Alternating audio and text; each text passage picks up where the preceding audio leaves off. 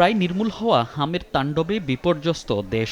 2 মাসের কম সময়ে কেড়ে নিয়েছে প্রায় 300 শিশুর প্রাণ, আক্রান্ত প্রায় 40,000।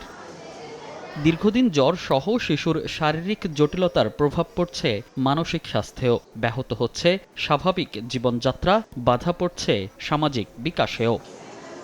হাসপাতালে ভর্তি হওয়া শিশুদের অভিভাবকরা জানান, আক্রান্ত হওয়ার পর থেকে পরিবর্তন হতে থাকে স্বাভাবিক আচরণ, দেখা দেয় খিটখিটে মেজাজ, কান্নাকাটির প্রবণতা। যখন অতিরিক্ত মাত্রায় জ্বর থাকে তখন ও লাথি ঘুষি পাশে আবার ক্যানেলা দুটো টান মারে, শরীরে অনেক দিয়েছে লাগে। জ্বর কারণে কেয়ার করলে যেত না, বইতো না, খাইতো না, কোনো কিছু না। 10 দিনের মধ্যে খাওয়া দাওয়া সব কিছু কেয়ার করলো না, আমার কুল ছাড়া কেয়ার কাছে যেত না। মেজাজ খিটখিট হয়ে গেছে।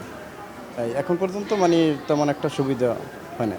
চিকিৎসকরাও বলছেন, আক্রান্ত শিশুদের শারীরিক আচরণে আসছে পরিবর্তন, এতে মানসিক ও আর্থিকভাবে ক্ষতিগ্রস্ত হচ্ছে পরিবার।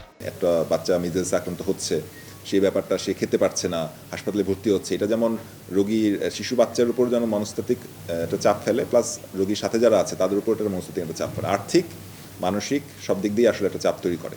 মানসিক স্বাস্থ্য বিশেষজ্ঞরা বলছেন, শুধু শিশু নয়, অভিভাবকদের অতিরিক্ত আতঙ্কও প্রভাব ফেলছে শিশুর ওপর। তাই আতঙ্কিত না হয়ে শিশুদের বেশি করে সময় দেওয়ার পরামর্শ দিচ্ছেন তারা। বাবা মা বাচ্চাদের সাথে স্বাভাবিক আচরণ করবে, আর যদি এ বিষয়ে বাচ্চারা খুব বলতে চায়, প্যানিকের মতো আচরণ করে বা ভয় পায়, তাহলে তাদের কথাগুলো শুনুন, কি বলতে চায়, কেন ভয় পাচ্ছে, কোন বিষয়ে মনের মধ্যে কি চলে, সে অনুযায়ী সমাধানের চেষ্টা করুন। কোয়ালিটি টাইমটা খুবই গুরুত্বপূর্ণ শিশুর কথা বোঝার জন্য। আপনি যদি শিশুর সাথে গুরুত্ব সহকারে 5 মিনিট কথা বলেন, অনেক ইফেক্টিভ।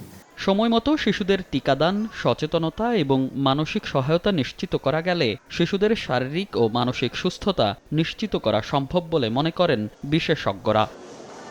মনির হোসাইন, সময় সংবাদ, ঢাকা।